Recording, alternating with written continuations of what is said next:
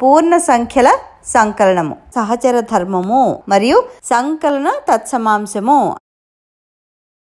పిల్లలు, ఇంతకు ముందే మనం పూర్ణ సంఖ్యల యొక్క 2 సంకలన ధర్మాలు, సంవృత ధర్మం మరియు స్థిత్యంతర ధర్మం గురించి తెలుసుకున్నాం. ఇప్పుడు మిగిలిన ధర్మాల గురించి తెలుసుకుందాం. 3 కానీ అంతకంటే ఎక్కువ పూర్ణ సంఖ్యలను సంకలనం చేసినప్పుడు ముందుగా ఏ 2 పూర్ణ సంఖ్యలనైనా సంకలనం చేయొచ్చు.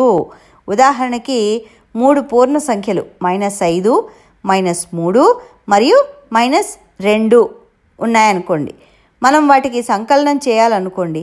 ముందుగా -3 -2 కూడదాం. -3 -2 -5 అవుతుంది. ఇప్పుడు -5 ప్లస్ -3 ప్లస్ -2 ఈ విలువ -5 -5 -10 అవుతుంది.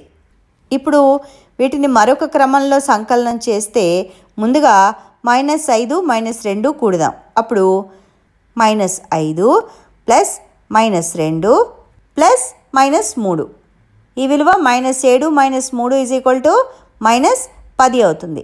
2 సందర్భాల్లో అంటే -5 ప్లస్ -2 ప్లస్ -3 మరియు -5 ప్లస్ -2 ప్లస్ -3ల విలువ -10 అయింది. దీనిని సంకలన సహచర ధర్మము అంటారు. కాబట్టి సంకలన సహచర ధర్మం ఏమంటే పూర్ణ సంఖ్యల సంకలనం చేసినప్పుడు సంకలన సమూహాలు వేరువేరుగా ఉన్నా కూడా మొత్తంలో మార్పు ఉండదు.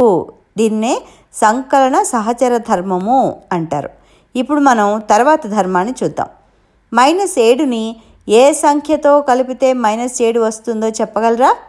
అదేవిధంగా +9కి ఎంత కలిపితే +9 వస్తుంది? మనం ఏ సంఖ్యకైనా 0 కలిపితే అదే సంఖ్య వస్తుందని మనకు తెలుసు. -7 ప్లస్ 0 -7, 0 ప్లస్ 9 +9. మళ్ళా అదే పూర్ణ సంఖ్య వచ్చింది. అందువల్ల 0ను సంకలనంలో తత్సమ మూలకము అంటారు లేదా సంకలన తత్సమాంశము అని అంటారు.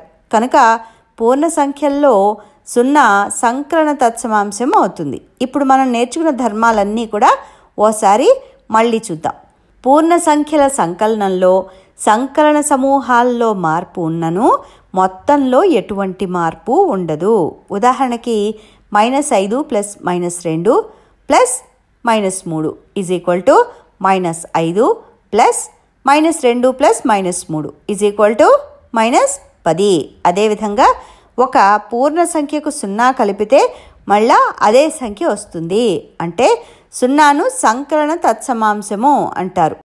ఈ రోజుకి ఈ విషయాలు చాలు. మరి మళ్ళీ తర్వాత క్లాసులో మరిన్ని విషయాలు నేర్చుకుందాం. అంతవరకు సెలవు.